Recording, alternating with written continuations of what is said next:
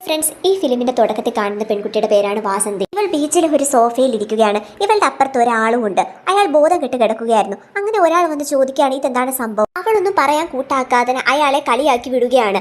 അയാൾ പിന്നെയും വന്ന് അവളോട് ദേഷ്യപ്പെടുകയാണ്. ഇതെന്താണ് സംഭവം, അയാൾ ബോധം കെട്ട് കിടക്കുകയാണോ, അത് മരിച്ചതാണോ, എന്താണെന്ന് പറയാൻ വേണ്ടി പറയാണ്.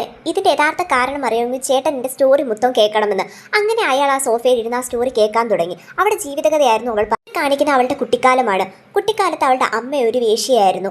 അവളെ എപ്പോഴും വാതിൽ പൂട്ടിയിടുമായിരുന്നു. രാത്രി ആയിക്കഴിഞ്ഞാൽ അവളെ മാത്രം ഇട്ട് അമ്മ വാതിൽ അടയ്ക്കുമായിരുന്നു. അവൾ ഒരുപാട് കരഞ്ഞാലും അമ്മ വാതിൽ തുറക്കില്ല. പിറ്റേ ദിവസം രാവിലെ ആകുമ്പോഴത്തേക്ക് ഓരോരുത്തർ ഇവിടെ വീട്ടിൽ നിന്ന് ഇറങ്ങിപ്പോകുന്നതാണ് അവൾ സ്കൂളിൽ പോകുമ്പോൾ കാണുന്നത്. അമ്മയ്ക്ക് വേറെ വഴിയില്ലാത്തത് കൊണ്ടാണ് അവരങ്ങനെ ചെയ്തത്. പക്ഷെ ഒരിക്കലും അവരുടെ മകളെ ആ ഒരു തൊഴിലിലോട്ട് കൊണ്ടുപോകാൻ അവർക്ക് താല്പര്യമില്ലായിരുന്നു.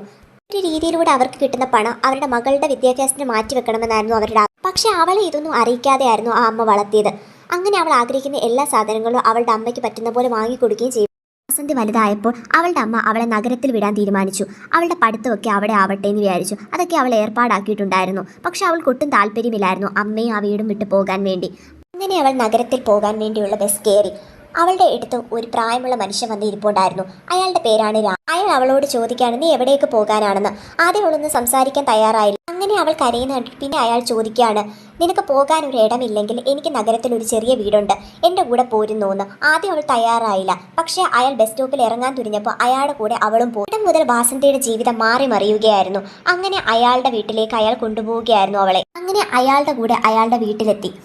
ഒരു റൂം മാത്രമേ ഉള്ളായിരുന്നു. അയാൾ കട്ടിലേക്ക് കിടക്കും. അവൾക്കൊരു ചെറിയ പായും കൊടുത്തായിരുന്നു. അന്ന് രാത്രി ഭയങ്കര മഴയുമായിരുന്നു.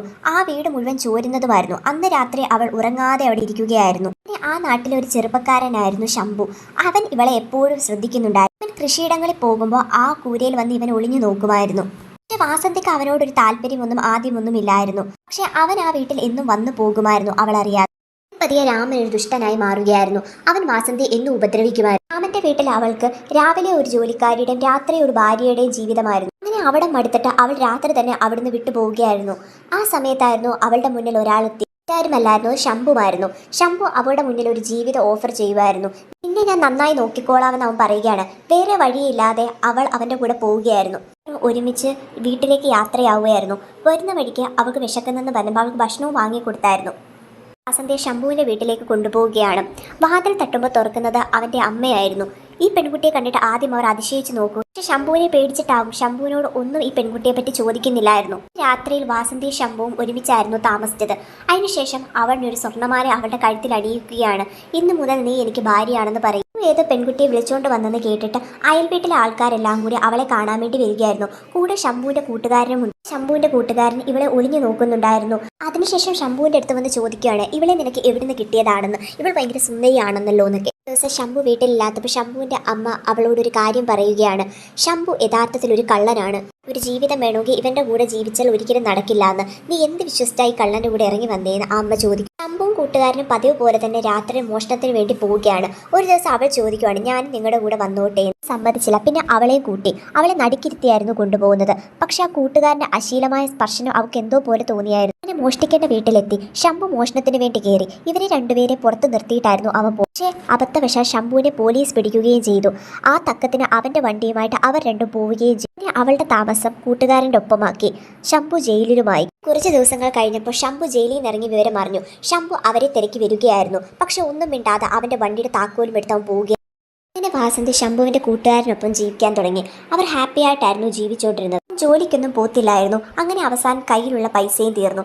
അങ്ങനെ കുറച്ച് ദിവസങ്ങൾ കഴിഞ്ഞപ്പോൾ ഒരാളെയും കൂട്ടി ലോഡ്ജ് മുറിയിലേക്ക് വരികയായിരുന്നു. ആദ്യം വാസന്തിക്ക് മനസ്സിലായില്ല. ഇത് കൂട്ടുകാരനാണെന്ന് പറഞ്ഞായിരുന്നു അവൻ പരിചയപ്പെട്ടു. കൂട്ടുകാരനെ വാസന്തിയുടെ കൂടെ മുറിയിലാക്കി അവൻ ലോക്ക് ചെയ്ത് പോവുകയായിരുന്നു പുറത്ത്. അവൻ ഒന്നും അറിയാത്ത രീതിയിൽ പോയി കടയിൽ പോയി ഫുഡ് കഴിക്കുകയാണ്. കൂടാതെ തന്നെ അവൾക്ക് പാഴ്സലും വാങ്ങി അവർ റൂമിലേക്ക് വരികയായിരുന്നു. പക്ഷെ വാസന്തി ആ ദേഷ്യത്തിന് അയാളോടൊപ്പം അയാളുടെ വീട്ടിലേക്ക് പോവുകയായിരുന്നു. സ്നേഹം കള്ളത്തരമായിരുന്നും തന്നെ കൂട്ടിക്കൊടുത്ത് പണം ഉണ്ടാക്കാൻ നോക്കുകയായിരുന്നു അവൾക്ക് മനസ്സിലായി.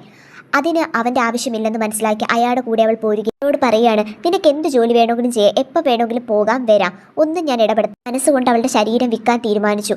അങ്ങനെ വലിയ വലിയ ആൾക്കാരും എല്ലാം അവളുടെ അടുത്തേക്ക് വരുന്നുണ്ട്. ആരെ അവൾ തൃപ്തിപ്പെടുത്തി വിടുകയും ചെയ്യുന്നുണ്ടായി. അങ്ങനെ അവൾ പണം ഉണ്ടാക്കാൻ തുടങ്ങി. അവളുടെ ജീവിതം ഇത് മാത്രമായി മാറുകയാണ്.